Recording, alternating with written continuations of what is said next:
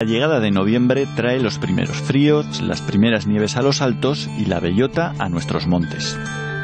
En las dehesas extremeñas y andaluzas es época de mucha agitación.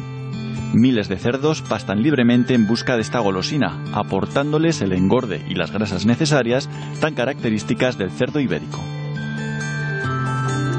A este periodo, que va entre noviembre y febrero, se le conoce como montanera. En Aragón la montanera no está tan extendida como antaño, pero la gran variedad de árboles belloteros que tienen nuestros bosques nos sirve de excusa para ir en su busca. Así que ponemos rumbo al Moncayo, donde podemos encontrar hasta 4 variedades de bellotas: la de la coscoja, la de la encina, la del quejigo y la del rebollo. Nos encontramos en la parte baja de la Sierra del Moncayo. 2 especies vegetales dominan en toda esta zona. Por un lado, la carrasca, que la tengo aquí a mis espaldas, y por otro también la coscoja, que domina muchos puntos de la depresión del Ebro. No son las únicas bellotas que podemos encontrar en la Sierra del Moncayo. Es muy sencillo identificar estas 2 plantas, tanto la carrasca o la encina por un lado como la coscoja por el otro. Podemos ver y podemos observar perfectamente la diferencia entre ambas. Unas hojas muy diferentes, la de la coscoja de color un verde mucho más brillante, mucho más vistoso y además con muchos más pinchos. Las hojas de la carrasca, en cambio, son de un verde más atenuado y además más ovaladas.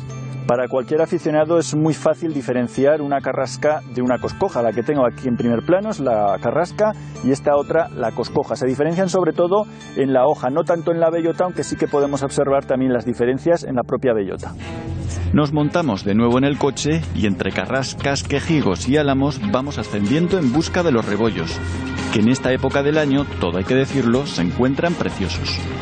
Bueno, ya hemos ascendido un poquito más. Ahora nos encontramos alrededor de unos 1000 metros de altitud en las faldas del Moncayo. Estamos en pleno bosque de rebollos del Quercus pyrenaica, donde también encontramos la bellota, una bellota que es un poquito más grande de la que hemos podido ver anteriormente en la coscoja y también en la carrasca. Aquí tenemos las bellotas, la rama y la hoja del rebollo. Podemos observar cómo las bellotas son un poquito más ovaladas y algo más grandes que las que hemos visto anteriormente en la coscoja o también en la carrasca. Y las hojas muy identificativas, ya lo podemos ver, son unas hojas grandes, lobuladas y además marcescentes. Quiere decir que se mantienen durante buena parte del invierno a pesar de encontrarse secas. Nuestra cabaña ganadera no aprovecha como antes la enérgica bellota, pero lo bueno que tiene la naturaleza es que no desperdicia nada. Conforme van madurando, son devoradas por multitud de roedores. Igualmente por los grandes mamíferos, jabalíes, ciervos y corzos acumularán grasa para pasar el frío invierno. Incluso aves como la grulla y la paloma torcaz llenarán los buches con este preciado fruto. Y no queremos abandonar el mundo de las carrascas sin hablar de otro fruto que nos ofrecen a partir de noviembre, aunque en este caso no lo encontramos en sus ramas, sino en sus raíces. Si la bellota está un tanto denostada, la trufa negra está al alza, tanto en su búsqueda como en su valor económico, alcanzando precios en el mercado que pocos bolsillos se pueden permitir. En los últimos años, la trufa se ha convertido en un aprovechamiento agrícola más, con unas 3.500 hectáreas cultivadas solo en la provincia de Teruel, todas ellas de carrascas inoculadas con este hongo.